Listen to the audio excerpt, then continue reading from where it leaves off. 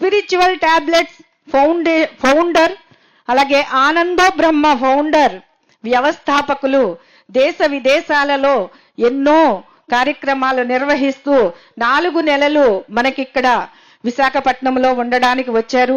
ఈ 4 నెలల్లోనూ పత్రిజీ మహాకరుణ ధ్యాన మహాచక్రం ఆయన విశాఖపట్నంలో ఉండడం మన అదృష్టంగా ఫీల్ అవుతున్నాం.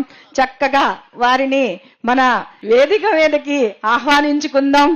డాక్టర్ గోపాలకృష్ణ గారిని సాదరంగా వేదిక మీదకి ఆహ్వానించుకుందాం. Thank you sir, thank you. చాలా గ్రేట్ మాస్టర్ మనకి విశాఖపట్నంలోనే ఉండడం మనకి గర్వకారణం. Thank you sir. వారు ప్రతిరోజు మనకి చక్కగా మన 8వ పత్రిజీ మహాకరుణ ధ్యాన మహాచక్రానికి మన దాట్ల రాయి జగపతిరాజు గారు, అలాగే సద్గురు ఫౌండేషన్ వ్యవస్థాపకులు వంశీ కిరణ్ గారు, అలాగే డాక్టర్ గోపాలకృష్ణ గారు, వీరి ఆధ్వర్యంలో ఈ 8వ మహాకరుణ ధ్యాన మహాచక్రం నిర్వహించుకోవడం జరుగుతోంది. ప్రతిరోజు 4 గంటల నుండి 5 గంటల వరకు మనకి వారి యొక్క సందేశాన్ని అందించడానికి మన ప్రకృతి వ్యాలీ సిద్ధంగా ఉంది. మనమందరము కూడా ఈ కార్యక్రమాన్ని అందుకోవడానికి వారి యొక్క సందేశాన్ని అద్భుతంగా మనమందరము కూడా తీసుకుందాము. వారి యొక్క సందేశాన్ని ఇవ్వాల్సిందిగా కోరుతున్నాం. Thank you sir, thank you.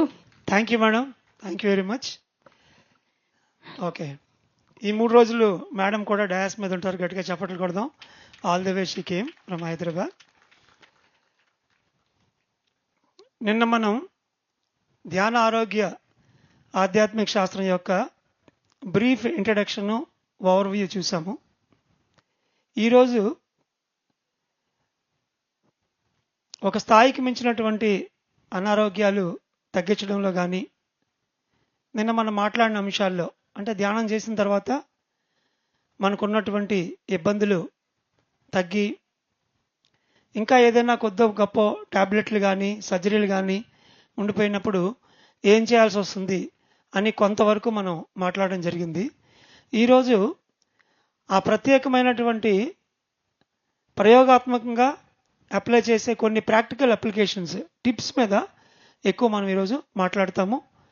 మధ్య మధ్యలో వాటిని ఆచరించి అనుభవం పొందినటువంటి కొంతమంది ధ్యానుల యొక్క అనుభవాన్ని కూడా క్లుప్తంగా మనం తీసుకుంటాం. నిన్న మనం మాట్లాడాం పత్రిజీ ఇచ్చినటువంటి 3 ధర్మాల్లో కుటుంబ ధర్మం, ప్రచార ధర్మం, ఆశ్రమ ధర్మం. మొట్టమొదటి కుటుంబ ధర్మం అంటే మన సంసారంతో పాటు సమాజంతో పాటు మనల్ని మనం ఉంచుకోవడం. ఈ భూమి మీద ఉన్నంత వరకు, ఈ శరీరంలో ఉన్నంత వరకు అది మనం చేసినా చేయకపోయినా లాగన్నా మనతో చేయించుకుంటారు కుటుంబ ధర్మం. కుటుంబం ఈ కుటుంబ ధర్మంలో ఉన్నప్పుడు మనకి ఎప్పుడైనా అసలు ఇది వదిలేసి పారిపోతే బాగుండు, చాలా చిరాగ్గా ఉంది అని ఒక రకమైన విరక్తి వచ్చినా, ఒక డాక్టర్ భాషలో చెప్పాలంటే హాస్పిటల్ అడ్మిషన్స్ ఉండేలాగా ఎప్పుడైనా సడన్గా ఫీవర్లు జబ్బులు వచ్చి అడ్మిట్ అవ్వాల్సి వచ్చినా ఇంట్లో వాళ్ళు క్యారేజీలు మోయాలి. అలా కొన్ని పరిస్థితుల్లో ఉన్న వాళ్ళకి కుటుంబ ధర్మం నుంచి ఆశ్రమ ధర్మానికి వెళ్ళాలి. ఆశ్రమ ధర్మం అంటే ఇటువంటి చక్కని పిరమిడ్ ప్రాంతంలో ప్రకృతిలో క్షేత్రాల్లోకి వెళ్ళి పౌర్ణమి 3 రోజులు కానీ ఒక వారం రోజులు కానీ, ఎక్కువ ఇబ్బంది ఉన్న వాళ్ళు అయితే ఒక 40 రోజులైనా సరే స్టార్టింగ్లో ఉండి తర్వాత ఒక్కొక్క పౌర్ణమికి 3 రోజులు చెప్పుని ఇంకొక 6 పౌర్ణములు చేస్తే అప్పటికి ఈ ఆశ్రమ ధర్మ అన్న ఒక అంశం నుంచి ఏదైతే ఆత్మకి విశేషమైన ప్రగతి రావాలో అది ఆటోమేటిక్గా వస్తుంది.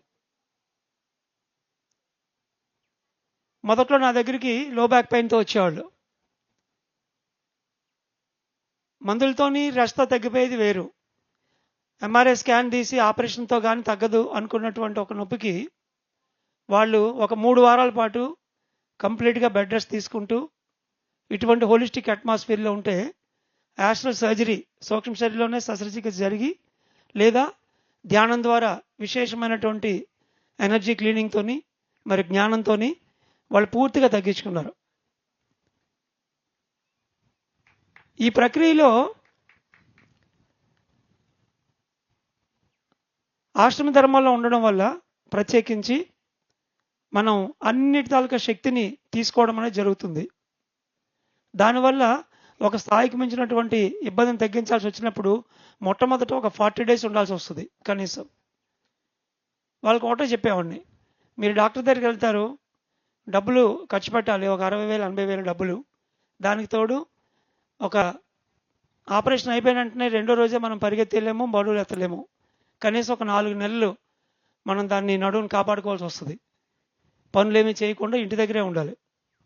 నువ్వేదైతే ఆపరేషన్ తర్వాత రెస్ట్ కలిపి ఒక 4 నెలలు టైం పెడుతున్నావు, దానికి డబ్బులు ఒక 60,000 రూపాయలు పెడుతున్నావు. అదే బరువు ఇటుపక్క ఆధ్యాత్మికలో అంటే ఒక ఆశ్రమ వాతావరణంలో ఉండడం ద్వారా, మరి ధ్యానం చేయటం ద్వారా కొద్ది గొప్ప అక్కడ డొనేషన్, పిఎస్ఎస్ మూమెంట్లో అయితే అసలు డబ్బులే తీసుకోరు, మనం డొనేషన్ ఇస్తే తీసుకుంటారు. అన్ని ఆశ్రమాలు ఉన్నాయి మనకి ఈరోజు, పిరమిడ్ ఆశ్రమాలు.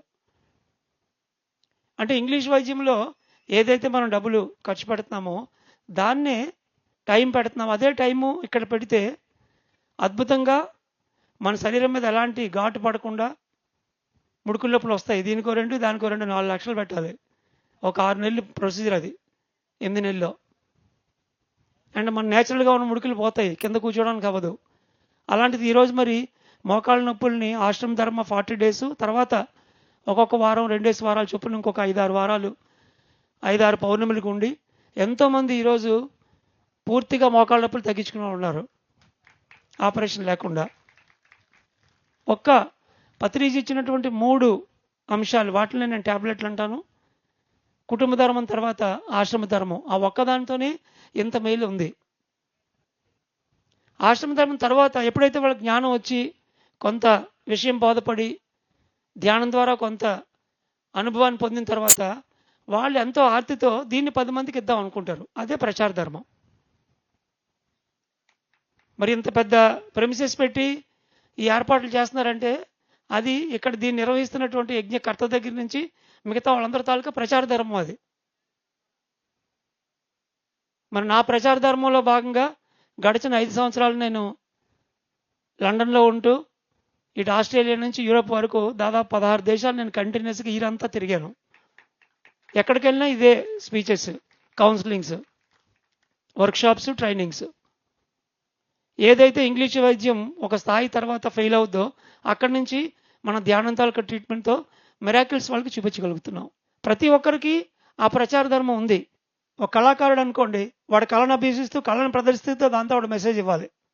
ఈ ప్రపంచాన్ని మనమే బాగు చేసుకోవాలి. కుటుంబ ధర్మం, ప్రచార ధర్మం అన్న 2 అంశాలు పత్రిజీ మొదట చెప్పినప్పుడు ఒక నార్మల్ కాన్సెప్ట్స్ అయితే, ఒకసారి ఈ ధ్యాన ఆరోగ్య శాస్త్ర విధానంలోకి వెళ్ళిన తర్వాత అవి నాకు అద్భుతమైన ట్యాబ్లెట్లుగా పనిచేశాయి ఎన్నో అనారోగ్యాల్ని తగ్గించడంలో. ఆశ్రమ ధర్మం అంటే ఎక్కడో ఆశ్రమంలో ఉంచాలి అని అనుకోవడం కాదు. మా ఇంట్లో నేను మా తల్లిదండ్రులిద్దరిని నయానా భయానా ఒప్పించి బెంగళూరు పిరమిడ్ వ్యాలీలో 9 నెలలు ఉన్నారు. వశిష్ఠ గౌతమ్ పిరమిడ్ దగ్గర ఒక 7 నెలలు ఉన్నారు. ఒక బ్యాచిలర్లో రూమ్ తీసుకొని 70 సంవత్సరాల వయసులో మా నాన్నగారు. తర్వాత మాడుగుల పిరమిడ్లో 1 సంవత్సరంన్నర ఉన్నారు. మా ఇంట్లో మాకేం డబ్బులకేం ప్రాబ్లం లేదు. 4 కొడుకులు 2 కూతుర్లు ఉన్నాం. పట్టి పిండి వాళ్ళని తీసుకెళ్ళి అక్కడ నేను పెట్టాను. కానీ వాళ్ళు ఆనందంగానే చేశారు. అక్కడ సుమారు ఒక 4,000 మొక్కలు నాటారు మా ఫాదరు వ్యాలీలో. ఆ తర్వాత 5 సంవత్సరాలు ఆయనకి ఇబ్బంది ఉన్నా కూడా చక్కగా జీవించారు. ఒక 3 daysలో బ్రహ్మర్షి పదవి పొందిన తర్వాత, పిరమిడ్ చూసిన తర్వాత ఆయన బాడీ వదిలేసి వెళ్ళిపోయారు హ్యాపీగా అందరినీ చూస్తూ. మరి మదర్కి ఇంట్లోనే ఇప్పుడు ఒక బ్రహ్మర్షి శక్తిక్షేత్రం వచ్చింది. అక్కడ ఆవిడ టీచర్గా ఆవిడ ఉంటుంది. తల్లిదండ్రులు పిల్లలు కనుక మిమ్మల్ని ఆశ్రమ ధర్మాన్ని పంపిస్తే దాన్ని నామోషిగా ఫీల్ అవ్వకూడదు. పిల్లలు కంపల్సరీగా తల్లిదండ్రులను పంపించాలి ఆశ్రమ ధర్మానికి. కుటుంబ ధర్మం తర్వాత ఆశ్రమ ధర్మం చాలా ముఖ్యమైనది. ఎందుకంటే కుటుంబ ధర్మంలో 90% ప్రాపంచికం, అంటే తిండి, బట్ట, ఇల్లు, శరీరము, మనస్సు. 10% భగవంతుడు. ఆశ్రమ ధర్మం దీనికి ఆపోజిట్. ఏదో ఒక పూట తిండి తింటాము, గంటలు గంటలు సాధన చేస్తాము. 90% భగవంతుడు అంటే ఆత్మ ప్రగతి, 10% మాత్రమే మన ఇల్లు, తిండి, ఇవన్నీ. ఈ 2 పూర్తయిన తర్వాత అప్పుడు మనకు బ్యాలెన్స్ వచ్చి నాలెడ్జ్ వస్తుంది. తర్వాత బుద్ధుడిలాగా మనం ప్రచారానికి బయలుదేరుతాం. అది చేయడానికే మనం ఇక్కడికి వచ్చాం జ్ఞానయోగం మాస్టర్స్గా. పిరమిడ్ సొసైటీ మూమెంట్ అంటేనే ధ్యాన ప్రచారం. ఈ రోజు నువ్వు ధ్యానం నేర్చుకుంటే రేపటి నుంచి నువ్వు పిరమిడ్ మాస్టర్ అయిపోయినట్టే. అవతలను కూర్చోబెట్టి శ్వాస మీద ధ్యాస పెట్టమంటే అయిపోయింది, అదే మాస్టరీ. దీనికి ఏం పెద్ద కోర్సు, దానికి ఒక సిలబస్, ఇంత డబ్బులు అవేం లేవు ఇక్కడ. సెకండ్ డే నుంచే వాడు పిరమిడ్ మాస్టర్. ఎప్పుడైతే మనం ఈ ఆశ్రమ ధర్మాన్ని ఒక అద్భుతమైన అవకాశంగా తీసుకొని, ఇక్కడ ఇంకొక విషయం ఉంది. వైజాగ్ సిఎంఆర్ పిరమిడ్ కట్టిన తర్వాత అందరూ ఒక 3 సంవత్సరాలు వాడారు. తర్వాత అలా దాన్ని వాడకం సన్నగిల్లింది, ఎందుకంటే ఊరికి చివరిగా ఉంది. అదే టైంలో నాకు జరిగిన కొన్ని సంఘటనలు బేస్ చేసుకొని ఓ 3 బెడ్రూమ్ హౌస్ ఒకటి పక్కనే తీసుకొని అక్కడ ఒక ఆశ్రమాన్ని నిర్మించాం, అన్ని ఫెసిలిటీస్ పెట్టి. ఎక్కడెక్కడి నుంచో సుమారు ఒక 300 మంది కపుల్స్, సింగిల్స్ వచ్చి ఒక 2.5 సంవత్సరాల్లో అక్కడ ఉండి అద్భుతంగా వాళ్ళ అనారోగ్యాలు తగ్గించుకున్నారు. అందులో ఉండేవారు రాత్రి అంతా, పగల పిరమిడ్లోకి వెళ్ళిపోయేవారు, అక్కడ ధ్యానం చేసుకునేవారు, ప్రచారం చేసేవారు అక్కడ వచ్చిన వాళ్ళకి, మళ్ళీ రాత్రి వచ్చి ఇందులో ఉండేవారు. అది ఎంతో చక్కగా వర్క్ చేసింది. ఆ టైంలో పత్రి గారు వస్తూ పోతూ హైవే పక్కన ఉండడం వల్ల ఆయన ఒక ముఖ్యమైన విషయం చెప్పారు. ఇక్కడ నేను దట్ ఈజ్ పత్రిజీ అని ఒప్పుకుంటాను. ధ్యాన ఆశ్రమం కాదు, ఆశ్రయం అని దిద్దారు. ఒకే ఒక అక్షరం తేడా. పెద్దవాళ్ళు ఇంట్లో పిల్లలతోని, సమాజం, కుటుంబంతో ఉండాలి. అప్పుడప్పుడు ఆశ్రయం అంతే, ఒక వారం 10 రోజులు, ఒక 20 రోజులు ఉండాలి. మొదట్లో అయితే 40 రోజులు, తర్వాత 10 రోజులు వెళ్ళాలి. విశేషంగా సాధన చేసుకోవాలి, శక్తి సంపాదించాలి, ఆనందం పొందాలి, ఆత్మకు ప్రగతికి చేసుకొని మళ్ళీ ఇంటికి రావాలి, ఇంటి దగ్గర హ్యాపీగా ఉండాలి. అలా వచ్చి వెళ్తూ ఉండాలి. ఇదే మన ధర్మాల్లో వానప్రస్థ ధర్మం, మూడవది గృహధర్మం తర్వాత. పూర్వకాలంలో అవన్నీ చాలా అద్భుతంగా ఉన్నాయి. లాస్ట్లో సన్యాసాశ్రమం, చక్కగా మోక్షానికి వెళ్ళిపోయేది ఆ సోలు. ఆ 4 దశల్లో బ్రహ్మచర్యంలో మనం ధ్యాన విద్యను ఏర్పట్టలేదు, కుల విద్య ఒకటే నేర్పుతున్నాం. డబ్బులు సంపాదించడం తెలిసాడికి, ఆత్మ విద్య తెలియదు. దాని నుంచి వాడు ఎందులోకి వెళ్తాడు? గృహస్థ జీవితంలోకి వెళ్తున్నాడు. గృహస్థ జీవితంలో ఆత్మ విద్య తెలియకపోవడం వల్ల భార్యతో ఎలా ఉండాలో తెలియదు, తల్లిదండ్రులతో ఎలా ఉండాలో తెలియదు, గురువుతో ఎలా ఉండాలో తెలియదు, సమాజంలో ఏం చేయాలో తెలియదు. డబ్బులు సంపాదించి జీవించడం తప్ప, కాయిన్కి ఒక పక్కన ముద్రించిన నాణ్యంలా ఉంటాడు. దానివల్ల సంసారం అంతా కూడా రకరకాల చీకాకులు, గొడవలు, ఇబ్బందులే. దానికి మనం డైలాగ్ పెడతాం, సంసారం అంటేనే అంతే, చిక్కులు ఉంటాయి, అలాగే వెళ్ళిపోవాలని చెప్పేసి ముద్ర వేసేస్తాం దాని మీద. ఇలాగ ఒత్తిడితోని సంసారం పూర్తి అయ్యేటప్పటికి 40 సంవత్సరం ఉంచుమించి వచ్చేటప్పటికి, వానప్రస్థంలోకి వెళ్ళేటప్పటికి శంకు, చక్ర, గద 3 వచ్చేస్తాయి. BP, sugar, gastric trouble. Venkateswara స్వామికేమో అవి శంకు చక్ర గదలు. ఈరోజు 30-40 ఇచ్చేటికి అవి మనకు ఉన్నాయి. నేను ఒక డాక్టర్గా అలాగే చెప్తాను మరి అట్లని. వీటితో మనం వానప్రస్థాశ్రమంలోకి వెళ్ళిన తర్వాత బిజినెస్లోనేమో కౌంటర్ తాళాలు వాడేవాడు, ఇంట్లో తాళాలేమో అత్తగారు ఇవ్వదు. ఒక 10-15 సంవత్సరాలు మళ్ళీ ఇద్దరికి పెళ్లిగలాట, గొడవలు. ఎందుకంటే ఎవరు పూర్వకాలంలో వెళ్ళినట్టు తీర్థయాత్రలకు వెళ్ళట్లేదు, ఆశ్రమానికి వెళ్ళట్లేదు. వానప్రస్థ ఆశ్రమంలో 15 రోజులు ఇల్లు, 15 రోజులు ఆశ్రమంలో ఉండాలి. అది వానప్రస్థ ఆశ్రమం అంటే. అది ఎప్పుడైతే చేయమో అక్కడి నుంచి సన్యాసాశ్రమంకి వెళ్ళేటప్పటికి ఎక్కడవుతుంది సన్యాసాశ్రమం? ఐసీసీలో 7 గొట్టాలతో అవుతుంది. మేము డబ్బులు వసూలు తీసుకుంటాం మీ దగ్గర. ఇది ఈరోజు మానవుడి తాలూకా జీవితం. కానీ ఒరిజినల్గా దీన్ని కనిపెట్టినప్పుడు ఈ సంసారం ఫ్యాక్టరీలో బ్రహ్మచర్యంలోనేమో 50% ఆధ్యాత్మికం, 50% ప్రాపంచికం ఉండాలి. అంటే కుల విద్య, ఆత్మవిద్య 2 ఉండాలి. అప్పుడు వాడు అద్భుతంగా తయారవుతాడు. గురువుతో పాటు భిక్షాటలకు పంపించేవారు ఆత్మవిద్య నేర్చుకోవడానికి. అదంతా ఎగిరిపోయింది ఈరోజు. ఆ సెట్టు, గో సెట్టు, ఈ సెట్టు, అక్కడి నుంచి సీటు, అక్కడి నుంచి అమెరికా, అటు తంతే మళ్ళీ తిరిగి వెనక్కి వస్తాడు అక్కడి నుంచి.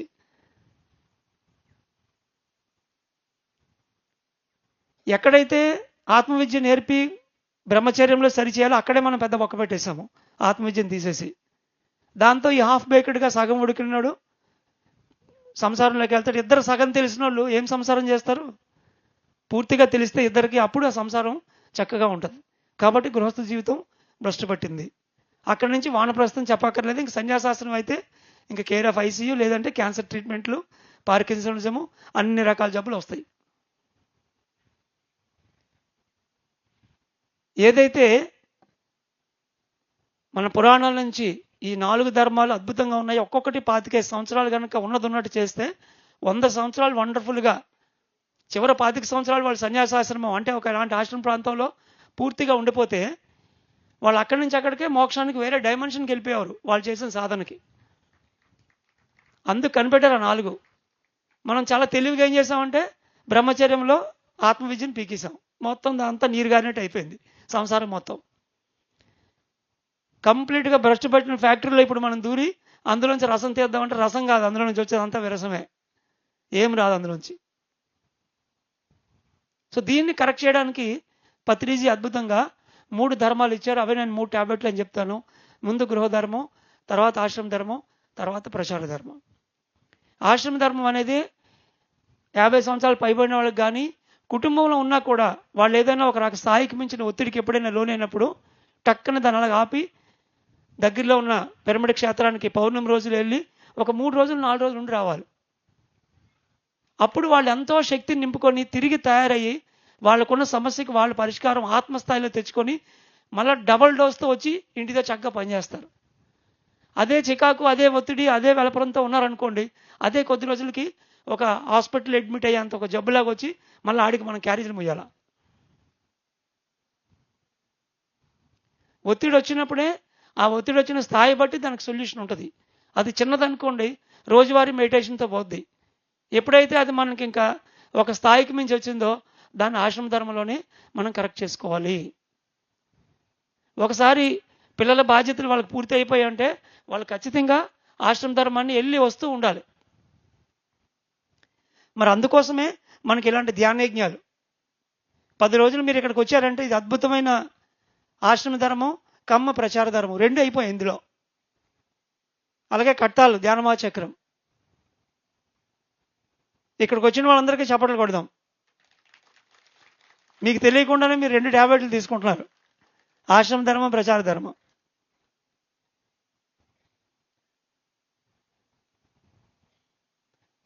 తర్వాత యోగిక్ నైట్స్ అనే ప్రక్రియ. ఇది చూడడానికి ఏదో పెద్ద పదంలా ఉంటుంది కానీ చిన్న ప్రాసెస్ ఇది. పత్రిజీ మనకి 3 టాబ్లెట్లు ఇచ్చారు, యోగి, భోగి, రోగి. యోగి, భోగి, రోగిలో రోగి 3 పూట్ల తింటాడు, భోగి 2 పూట్ల తింటాడు, యోగి 1 పూట తింటాడు. ఈ ముగ్గురికి రాత్రి చాలా విలువైంది, ఈ ముగ్గురికి కూడా. ఎందుకంటే యోగి తనదైనటువంటి యోగ స్థితిలో ధ్యానంతో సాధన చేసుకోవడానికి రాత్రి వాడికి ముఖ్యము. భోగికి ఎంజాయ్మెంట్ అంటే రాత్రిపూటే, నైట్ లైఫ్. మనకు తెలుసు కదా, ఫారిన్ కంట్రీలు అంతా రాత్రిలో తిరుగుతాడు, అన్ని రకాల ఆనందాలు రాత్రిలో ఉంటాయి. రోగి వాడికి దగ్గుతోని జబ్బుతోని రాత్రి అంతా వాడికి నిద్ర ఉండదు. ఈ ముగ్గురు రాత్రిపూట నిద్ర ఉండదు. మనం రోగిలా ఉండాలా, భోగిలా ఉండాలా, యోగిలా ఉండాలా? యోగిలా ఉండాలి. ఇంకా మాట్లాడితే మధ్య మార్గంలో ఉన్నాం కాబట్టి భోగిలా ఉండాలి. భోగి ప్లస్ యోగి, భోగిలా ఉండాలి. ఇది పత్రిక చెప్పిన విషయమే, కొత్తగా ఏం చెప్పట్లేదు. దీన్ని ఒక డాక్టర్గా నేను రోజువారీ జీవితంలో చూసినప్పుడు ఈ రాత్రిపూట అనేది ఏదైతే ఉందో అది సాధన కోసం ఉంది, విశేషమైన సాధనకి. ఎవరైతే పచ్చి ప్రాపంచికంగా ఉండి మాంసాహారం తింటూ జీవితం అంటే తెలియకుండా ఉంటారో వాళ్ళకి రాత్రి అంతా పడుకోవాలి 8 గంటలు. ఎందుకంటే వాడి విశ్వశక్తి రాత్రి అంతా పడుకుంటే తప్ప ఒక రోజుకి సరిపడ విశ్వశక్తి వాడు తీసుకుంటాడు నిద్ర ద్వారా. తిండి వల్ల ఎవడు జీవించడు, నిద్ర వల్ల జీవిస్తారు మనుషులు. తిండి తినకుండా ఉండొచ్చు అన్నాలన్నా. నేను 30 రోజులు తినకుండా ఉన్నాను, ఓన్లీ నీళ్ళ మీద, ఎంబీబీఎస్ చదువుతున్నప్పుడు పత్రిక ఇచ్చిన ఎక్స్పెరిమెంట్తో. ఇంకా కంటిన్యూ చేయగలిగాను కావాలంటే. ఈ శరీరంలో ఒక 8 కేజీలు తగ్గాను, కానీ ఏం కాలేదు నాకు. ఈ శరీరము కేవలం ఆత్మశక్తితోనే జీవిస్తుంది. తిండి అనేది మనకు ఒక హ్యాపీనెస్కి మాత్రమే, ఆనందానికి మాత్రమే. స్వాదిష్టాన చక్ర హ్యాపీనెస్, అది ప్రకృతి పురుషుడి కలయికి జరుగుతుంది.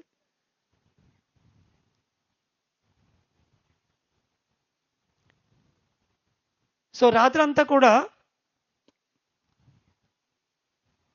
ఎందుకు పడుకుంటారు అంటే వాడు ఒక సామాన్య మానవుడిగా జీవిస్తున్నాడు కాబట్టి. ఎప్పుడైతే మనం ధ్యానం చేస్తామో 1 గంట ధ్యానం చేస్తే అది దేంతో సమానం? 6 గంటల నిద్రతో సమానం. మనకు తెలుసు ఆ ఈక్వేషన్. ఎప్పుడైతే మనం ధ్యానం మొదలు పెడతామో క్రమేపీ ఆ నిద్ర తాలూకు అవసరం తగ్గుతుంది. ఎందుకంటే మనం ధ్యానంతో ఆల్రెడీ విశ్వశక్తిని ఒక మోటార్ ఆన్ చేసినట్టు తీసుకుంటున్నాం జమ్మని. ఇంకొకటి అన్నేసి గంటలు పడుకోవాల్సిన అవసరం లేదు మామూలు మనిషిలాగా. దానివల్ల ఏమవుద్ది, మనం పడుకున్న తర్వాత ఒక 3:30 గంటలకో 4 గంటలకో ఆటోమేటిక్గా తెలివి వచ్చేస్తుంది. ఇక్కడున్న వాళ్ళలో ఎంతమందికి రాత్రి పడుకున్నాక ఒక 3-4 గంటలకే ఆటోమేటిక్గా తెలివి వస్తుంది? చేతులు ఎత్తండి. చూడండి ఎంతమంది ఉన్నారు. చప్పట్లు కొట్టండి యోగులందరికీ. ఈ తెలివి వచ్చాక మనం ఏం చేస్తాము? చాలామంది అయితే సీనియర్స్ అయితే ధ్యానంలో కూర్చుండిపోతారు నాకు తెలిసినంతవరకు. లేకపోతే బలవంతాన్ని పడుకోబెడతారు. అమ్మో 8 గంటలు పడుకోకపోతే ఎలాగా, తెల్లారు లేచిన తర్వాత నాకేమవుద్దని చెప్పి డాక్టర్లు ఇచ్చిన ప్రిస్క్రిప్షన్ ఉంది కదా, 8 గంటలు పడుకోకపోతే మళ్ళీ ఏదో అవుద్దని. నో, యాక్చువల్లీ ఇక్కడ టెక్నాలజీ ఏంటంటే ఈ యోగిక్ నైట్స్ ప్రక్రియ సాయంత్రం నుంచి స్టార్ట్ అవుతుంది. ఈవినింగ్ ఎప్పుడు మన రాత్రి భోజనాన్ని 6 నుంచి 7 గంటల లోపే కంప్లీట్ చేసేయాల. ఫుడ్ ఎప్పుడు, అది కూడా కొద్దిగా సాఫ్ట్ ఫుడ్. తిన్న తర్వాత రాత్రి పడుకునే ముందు ధ్యానం చేసి పడుకోవాలి. ఎంత అలసిపోయినా కానీ కనీసం పావు గంటన్నా 20 నిమిషాలన్నా కూర్చొని ధ్యానం చేసి పడుకోవాలి. పడుకున్న తర్వాత మధ్యరాత్రిలో మెలకు వచ్చినప్పుడు, ఒకసారి మెలకు వచ్చింది అంటే డాక్టర్ జీకే గుర్తురావాలి మీకు. ఆయన చెప్పారు, తెలివి వచ్చింది అంటే నా నిద్ర అయిపోయింది అంటే సూక్ష్మ శరీరం వెళ్ళి అంతా తిరిగి జ్ఞానాన్ని శక్తిని తీసుకొని వచ్చేసింది, ఇంకా నిద్ర పూర్తి అయిపోయింది. మళ్ళా పడుకోవడం అంటే అది దేంతో సమానం అంటే, ఇలా ఇస్తే మీకు ఎగ్జాంపుల్ మీకు బాగా అర్థమైంది. మీ పిల్లడు బయట అంతా తిరిగాడు, తిరిగి మళ్ళీ ఇంట్లోకి వచ్చాడు. ఆడు మళ్ళీ బయటికి వెళ్తే మీరేమంటారని, ఇప్పుడే కదరా ఎంతసేపు తిరిగావు మళ్ళీ బయటకాడికి వెళ్తాం అంటారా లేదా? రెడీగా ఉంటాం మనం వాటి మీద కంప్లైంట్ చెప్పడానికి, తిట్టడానికి. ఈ ఆత్మ కూడా పైకి వెళ్ళి 4 గంటల తిరిగి శక్తి తీసుకొని జ్ఞానం తీసుకొని మళ్ళీ ఈ భూలోకంలోకి వచ్చింది ఈ శరీరంతో ఏదైనా చేయాలని. మనం ఏం చేస్తాం, దాన్ని టపీ మన కళ్ళు మూసేసి మళ్ళీ దుప్పటేసి పడుకోబెడతాం. చూశాను, ఇందాకే ఉండాలి. సో ఇక్కడ ఏంటంటే ఆ మెలకు వచ్చింది ఎందుకు అంటే, ఒకసారి సూక్ష్మ శరీరంలోకి వెళ్ళిన తర్వాత మనకు కావాల్సినంత శక్తి జ్ఞానం తీసుకున్నాం, ఇంకా అయిపోయింది నిద్ర. అప్పుడు లేచి ఫ్రెష్గా మొహం కడుక్కొని ఒక గ్రీన్ టీ ఏదో ఒకటి తాగి, వేగన్ టీ, నేనైతే వేగన్ టీ అని చెప్తాను, అంటే పాలు లేకుండా ప్లాంట్ మిల్క్తో. బాల్కనీ కానీ అట్మాస్ఫియర్ కానీ ఉంటే అక్కడికి వెళ్ళి నేచర్లో నెగిటివ్ అయాన్స్ అని ఉంటాయి. నేచర్లో అంటే నెగిటివ్ పాజిటివ్, నెగిటివ్ కాదు, నెగిటివ్ అయాన్స్ అంటే ఎనర్జీ అయాన్స్ అంటారు. అవి తీసుకోవచ్చు కొద్దిసేపు తిరిగితే. ఆ సెక్యూరిటీ చూసుకోవాలి, ఆ అర్ధరాత్రి మన తలుపులు తీసి బయటికి వెళ్ళకండి. లేదా యాక్టివ్గా అయిపోయి అప్పుడు కూర్చొని మన మెడిటేషన్ బుక్కో లేకపోతే ఇయర్ ఫోన్స్ పెట్టుకొని యూట్యూబ్లో ఏదో ఒక పిఎంసి ఛానల్లో ఒక అరగంట, గంటన్నర మనం సబ్జెక్ట్ని వినడం, చదవడం చేయాలి. లేదా ధ్యాన ప్రచారం చేసేవాళ్ళు అయితే ఫోన్ కొడితే అమెరికా వాడికి తెలిగేసి ఉంటాడు, వాళ్ళు లెగిస్తాడు నీకు. మనకి నేను పడుకుంటూ పోతాం, వాళ్ళు తెలిగేసి ఉంటారు కదా, వాళ్ళు తలకాయలు తినాలి ఫోన్ చేసి,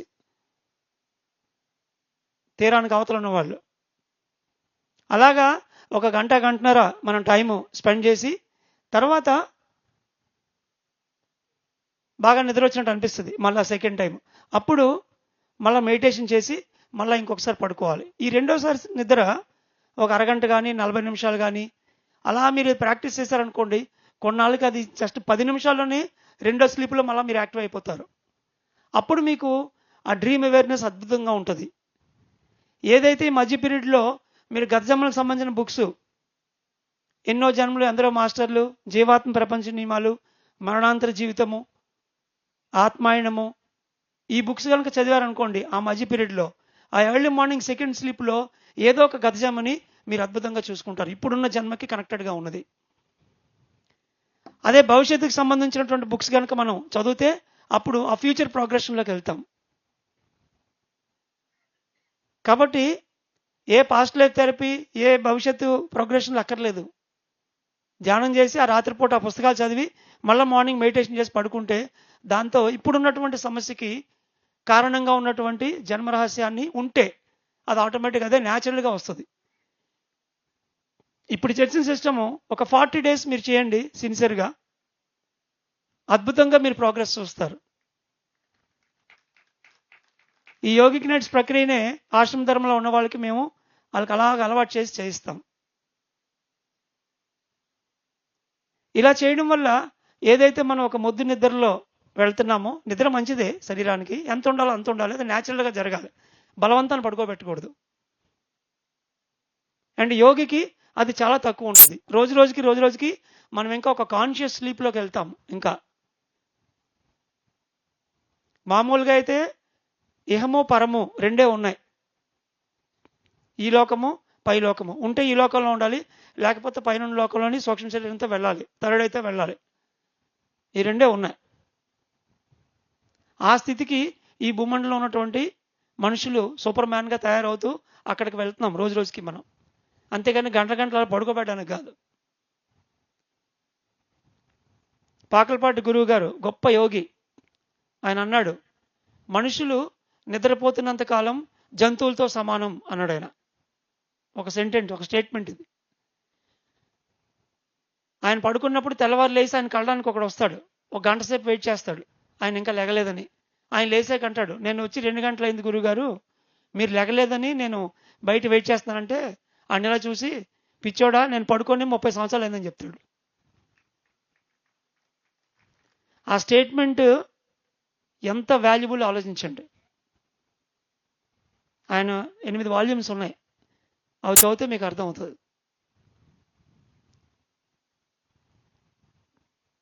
యుక్తాహార విహారస్య యుక్త చేష్టస్య కర్మస్య యుక్త స్వప్నావబోధస్య లోగోభవత దుఃఖ. భగవత్తులు చెప్పారు, ఆహారము, విహారము, నిద్ర, స్వప్నము, నిద్ర, తిండి, ఇవన్నిట్లో యుక్తము. ఎవరికి ఎంత అవసరమో అంత చేయాలి. డే 1 నీకు నిద్ర వస్తుంది అనుకో, పడుకో, డాక్టర్ గారు చెప్పారని అలారం పెట్టుకొని కొట్టుకొని లేగొద్దు. ఓకే, న్యాచురల్గా తెలివి వచ్చింది అంటే నిద్ర అయిపోయింది అని అర్థం. Very simple. అప్పుడు ఏం చేయాలి? యోగికి రాత్రిపూట ముఖ్యమైంది, భోగికి రాత్రే ముఖ్యమైంది, రోగికి రాత్రి ముఖ్యమైంది, యోగిగా మనకు నైట్ ముఖ్యం. అప్పుడు లేచి పుస్తకాలు చదివి, ఒక సీడీలు విని, కాన్షియస్గా యాక్టివ్గా వర్క్ చేసి తర్వాత మళ్ళీ ధ్యానం చేసి పడుకోవాలి. ఇది ఒక 40 days చేయండి, ఎంత బ్యూటిఫుల్గా. నేను ముఖ్యంగా దీని నుంచి ఒక డాక్టర్గా చూసిన ఫలితాలు ఏంటంటే, ఎర్లీ మార్నింగ్ కొంతమందికి టెండో ఎక్యులేటిస్ అని హీల్లో పెయిన్ వస్తాయి. బెడ్ దిగిన వెంటనే అది నొప్పి వచ్చి కొద్ది దూరం నడిస్తే తప్ప అది తగ్గదు. ఆ హీల్స్లో చేతులు ఎత్తండి, ఎంతమంది ఉన్నారు ఇక్కడ? ఎస్, వితిన్ 15 daysలో తగ్గిపోద్ది ఎక్సర్సైజ్ చేస్తే మీకు. And early morning gastric trouble, పెయిన్తో లెగస్తారు, తెల్లారు లేచిన ఒక రకమైన భయం ఉంటుంది. ఇంకా విచిత్రమైంది ఏంటంటే, ఎర్లీ మార్నింగ్ నీకు అప్లోడ్ ఉండి ఉదయాన్నే అప్లోడ్ నీ దగ్గరకు వస్తాడనుకో, ఆడు కూడా రాడు ఇది చేస్తే. ఒక 2-3 వారాల్లో మీకు నవ్వులాటగా ఉంటుంది, కానీ ఇది ఫార్ములా. నువ్వు ఎప్పుడైతే నిజమైన యోగిని నువ్వు నిద్ర లేపి నీ సాధన నువ్వు చేస్తావో, నీ సంకల్పంతోనే నీ పనులన్నీ, అది శారీరక, మానసిక, సాంఘిక, ఆధ్యాత్మిక తలాల్లో ఎక్కడున్నా దాన్ని మనం పూర్తిగా తీసేయచ్చు. అది ఈ యోగిక్ నైట్స్ నుంచి మనం అద్భుతంగా నేర్చుకొని తెలుసుకుంటాం.